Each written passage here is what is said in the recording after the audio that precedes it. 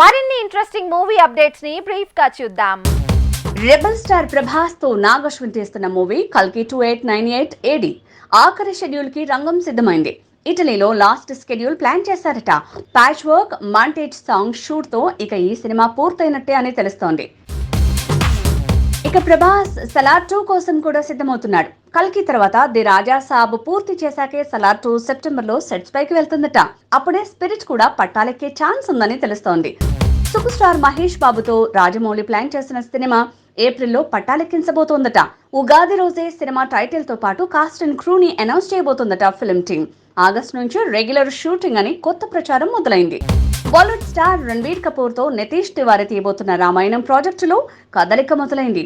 3 భాగాలుగా ప్లాన్ చేసిన ఈ సినిమా తాలూకు అనౌన్స్మెంట్ రాబోతోంది. ఏప్రిల్ 17న కాస్ట్ అండ్ క్రూ తో పాటు రిలీజ్ డేట్ ని షూటింగ్ కి కూడా ముందే అనౌన్స్ చేసే ఛాన్స్ ఉంది. మలయాళ స్టార్ టోవినో థామస్ కొత్త సినిమాతో దండెత్తుతున్నాడు. మునాల్ మురళిగా మత్తిపోగొట్టిన ఈ స్టార్ 2018తో కూడా టాలీవుడ్ ఇమేజ్ సొంతం చేసుకున్నాడు.